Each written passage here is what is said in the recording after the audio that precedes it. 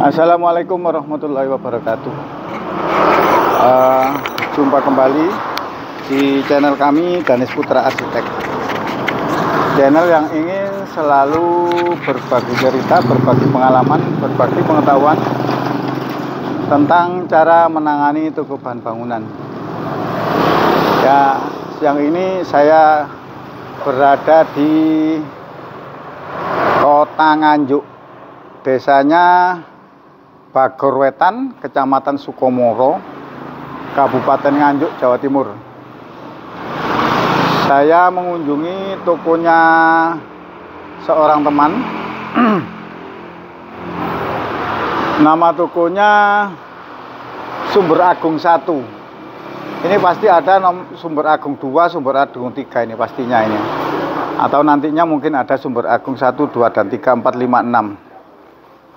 Tokonya ini bekas gudang berambang. Di Nganjuk kan terkenal dengan penghasil berambang. Nah, ini toko ini bekas gudang berambang.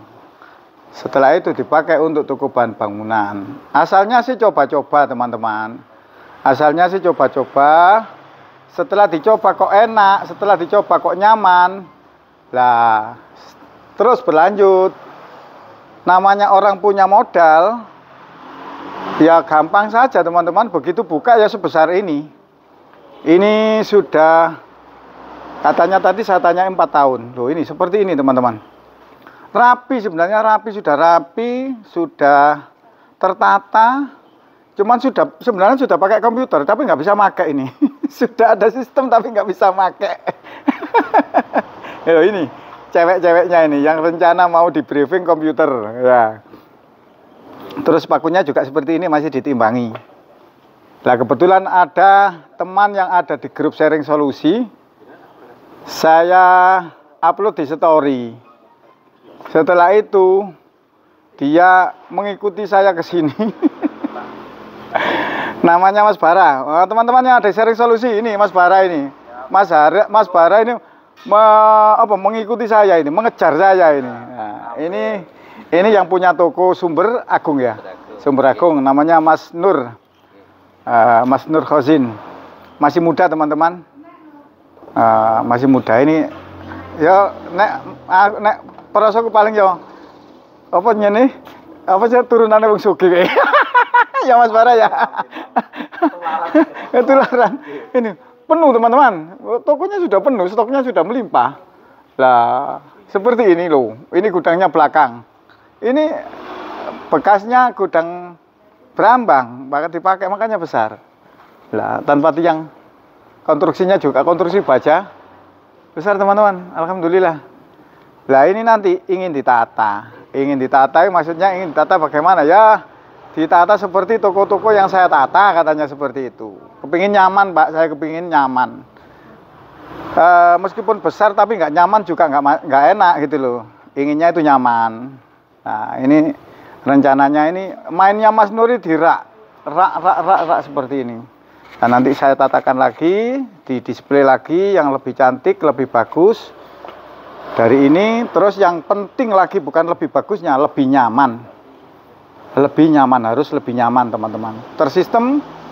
Terus setelah itu menjualnya juga tidak sulit untuk mencari, katanya. Kata Bu Nur masih sulit ini, Pak, mencarinya masih sulit karena ya memang tempatnya masih tumpuk-tumpuk. Seperti yang kemarin saya upload yang di Malang itu, yang di Turen, Malang. Nah, ini nanti saya tatakan. Terus tadi sudah saya tanyai, nanti saya wawancara lagi, mintanya bagaimana Pak Nur. Pak Nur ini kebetulan perangkat desa, teman-teman. Nah, ini sebagai pamong, sebagai orang yang dituakan di sini, tapi masih muda sebenarnya, tapi dituakan. Ini Mas Bara masih pakai kaosnya sharing solusi yang berada dari Batu kemarin, Mas Bara ya. Sharing solusi Batu. Pakai seragam. Ya, ini teman-teman. Nah, ini. Insya Allah nanti kalau waktunya cukup saya mampir ke tokonya Mas Bara. Tokonya Mas Bara itu juga nggak kalah besarnya sama tokonya teman-teman ini. Besar. Ya, gudangnya juga besar. Ini teman-teman. Saya ingin ini teman-teman, cat kecil-kecil ini masih ditata seperti ini. Ini sulit ini, nanti cari warna, cari apa masih sulit. Cat kecil-kecil, terus ini paku-paku beton ini masih, kalau menjual eceran masih tetap di dalam dusnya. Nah, ini nanti kalau dibiarkan terbuka seperti ini akan kotor teman-teman. Nah, ini nanti kalau dimasukkan ke laci nanti nggak kotor. Raknya sebenarnya besar-besar, kuat-kuat raknya ini. Raknya juga kuat dan besar. Seperti ini. Saya ingin wawancarai Mas Nur. Mas Nur mintanya ini mintanya ini nanti toko ini bagaimana? Mintanya. Kalau saya sih pengennya toko saya nanti rapi, terus apa namanya manajemennya ditata supaya biar lebih apa namanya lebih pasti gitu loh. Ya. Baik itu keuangan ataupun barang-barang seperti itu, Pak Jam. Stok-stok juga perlu perlu dirapikan juga. Terus barang yang apa namanya seharusnya di depan atau yang di belakang, ya yang fast moving seperti itu ditatakan.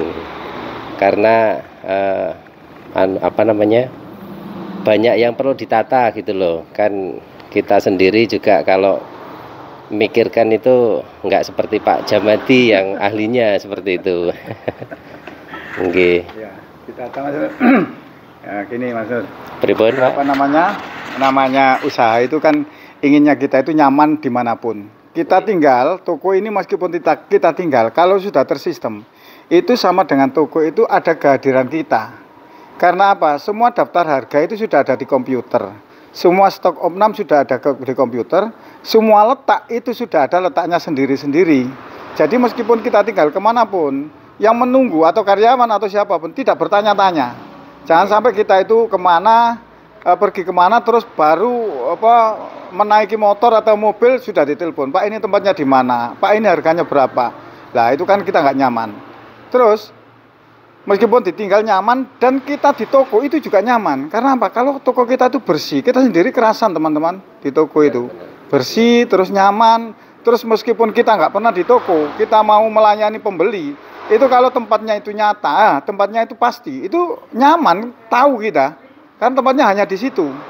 Lain dengan toko yang amburadul. Waktu kita keliling atau keluar 2, 3, 4 hari kita tidak di toko, kita ke toko itu kadang-kadang sudah pangling apa? Tempatnya malah amburadul, kita ada orang membeli nggak bisa melayani sendiri. Karena apa? Karena nggak tahu tempatnya. Kalau kita yang menata, kita tahu. Cuman karyawan kadang-kadang nggak tahu tempatnya. Jadi tempat itu, penataan itu memang penting. Untuk apa? Untuk memastikan bahwa tempatnya barang itu hanya di situ. Satu barang, satu tempat. Tempatnya saya kan seperti itu. Saya kan dari dulu saya ngomong, satu barang harus satu tempat. Dan siapapun yang menata itu harus di situ, siapapun yang menjual mencarinya juga di situ. Nah, terus ditambah lagi stok opnam, karena toko itu usaha, namanya usaha itu kan ada kepastian angka. Jangan sampai kita itu stok ini berapa, kira-kira, nggak bisa kira-kira, karena ada angkanya. Angka itu jelas eksakta, 1 ditambah 1 sama dengan 2, 10 kurangi 2 sama dengan 8. Stok juga seperti itu, stoknya jumlahnya 20, terus laku 5. Loh, harusnya itu di dalam catatan dan di real kenyataan barang itu harusnya itu sama kan. Nah, jangan sampai kita itu nggak tahu jumlah stoknya, mau menjual ternyata stoknya habis. Terus barang yang stoknya masih banyak dikulak lagi, akhirnya numpuk. Seperti itu teman-teman. Dan ini Mas Bara ini sudah mengikuti channel saya itu sudah hampir 3 tahun ini. Nah, yang jelas pasti tokonya harus lebih rapi ya. Nah, ini kebenaran datang ini ke sini. Ayo Mas Bara, ayo ngomong lagi Mas Bara. Siap. Nah, apa yang bagaimana setelah mengikuti sharing solusi itu rasanya piye? Gembul konco-konco pada tuku bangunan.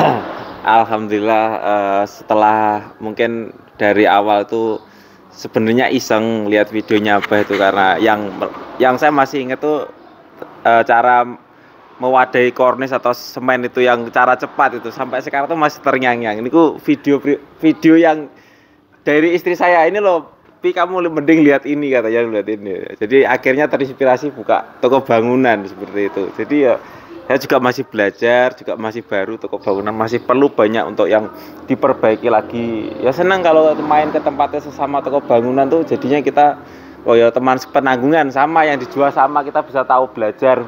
Oh ini yang harus dianu ini, yeah.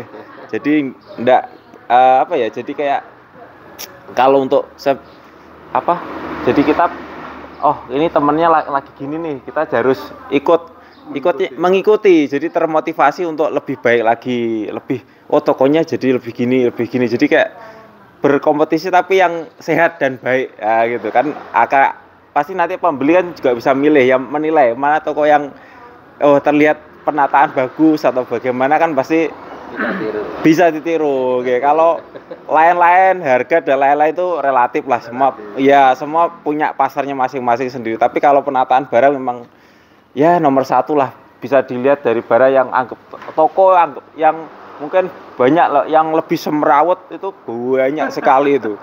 Tapi kadang juga mereka juga sudah nggak memungkiri Pak Jamadi. Jadi mereka tuh mungkin saking sudah capeknya, barang sudah banyak, sudah menumpuk. Seakan-akan sudah nggak bisa. Iya, jadi untuk putus asa ya. Betul sekali. Nggak memungkiri, anggaplah di toko yang sudah lama sekali, ada yang sampai sudah dipegang anaknya ataupun itu sudah sampai berapa generasi. Barang tuh mungkin item udah sampai 8.000 item.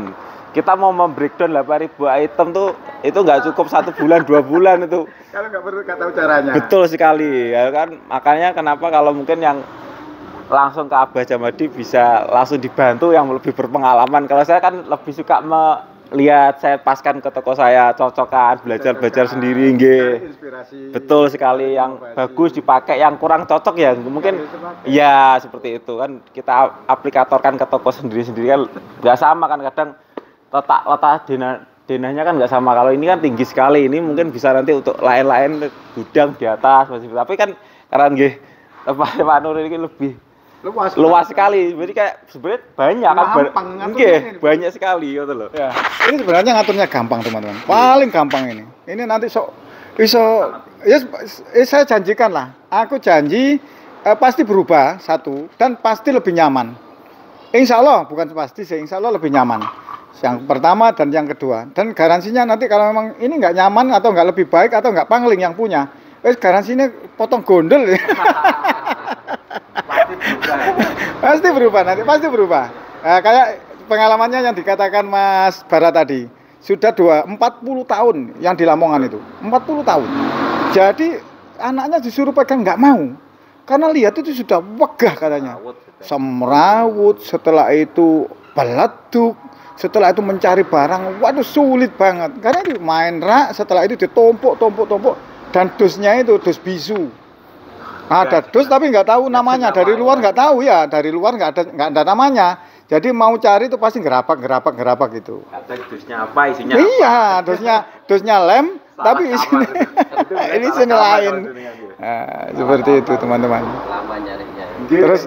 Terus nanti ini nanti juga di cara briefing cara mengajari di briefing manajemennya karyawan. Karyawan itu sebenarnya sama saja teman-teman. Karyawan itu juga manusia. Terus kalau karyawan toko itu kan beda dengan karyawan pabrik. Karyawan pabrik kan ada SOP-nya. Seandainya pekerjaannya itu hanya masang baut, seharian penuh masang baut, dan itu nggak berhenti sama sekali. Nah, kalau karyawan toko kan nggak, ya kadang ngirim, kadang melayani. Lah itu kalau rame. Tapi kalau sepi, lah ya tengok-tengok nek jeragane sing ngekeki perintah ya tengok-tengok. Mau nyandak kan takut salah. Lah itu nanti diajari caranya bagaimana memanage karyawan itu, meskipun karyawannya banyak, supaya apa? Supaya nanti karyawan nggak sampai nganggur. Sama saja karyawan itu sama dengan kita. Seandainya dibayari nganggur itu ya sungkan, ya. Tapi kalau kita tidak bisa memberikan pekerjaan, ya mau disuruh apa? Mau apa lagi saya? Kan gitu. Nah, kalau kita nanti disuruh nata toko, bungkusi paku, bungkusi semen, lah itu nanti kita pelan-pelan kita suruh sendiri, kita suruh awal-awalnya. Nanti kalau sudah berjalan, pasti karyawan itu akan mengerti pekerjaannya sendiri-sendiri. Iya, otomatis. Setelah ngirim, kadang-kadang cari pekerjaan yang pakunya habis, itu diambil sendiri. Setelah itu semennya habis, semen putih yang habis dibungkusi sendiri. Seperti itu teman-teman. Sama saja, sebenarnya sama saja kok. Gak mungkin orang karyawan itu mau males, nggak ada. Asalkan kita mau bisa mengedukasi, asalkan kita itu bisa memberikan pekerjaan, memberikan pandangan gitu loh. Sampai saya itu kalau guyon sama karyawan saya itu, seandainya kamu nggak kasih pekerjaan, kamu tak suruh duduk di depan, saya gaji 100.000, tak kasih rokok, tak kasih kopi, tapi kamu duduk tok di depan, mau apa enggak? Nggak mau, Pak, ya sungkan banget. Sama seperti itu. Nah, meskipun pekerjaan itu nggak berat, kayak bungkusi semen, bungkusi paku itu kan nggak berat. Tapi kalau kita cicil, maksudnya kita bungkusi, nanti kalau ada orang beli, otomatis kan kita melayani lama. Tapi kalau sudah bungkusan tinggal ngambil. Setelah itu ada barang datang dari supplier.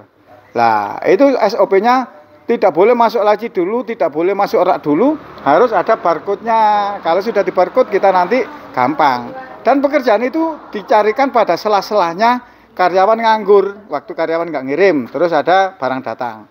Barang datang biarkan dulu, nanti kalau karyawan itu sudah nganggur, ini barcode-nya tempelin, setelah itu dimasukkan ke tempatnya.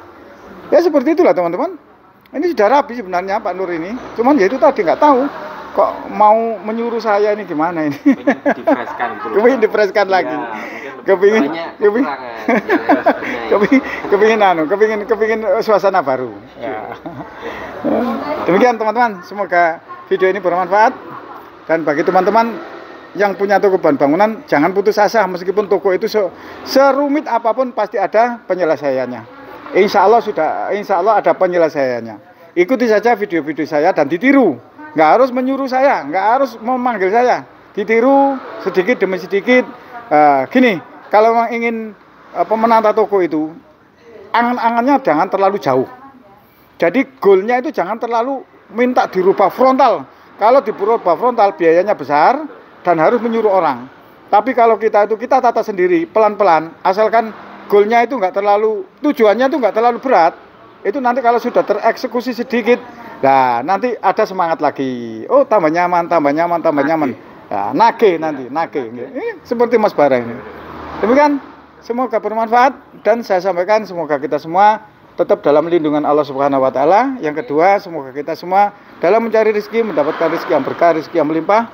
Dan yang ketiga, semoga kita semua tetap menjadi orang-orang yang bermanfaat bagi sesama, karena sebaik-baik manusia adalah manusia yang bermanfaat bagi sesamanya.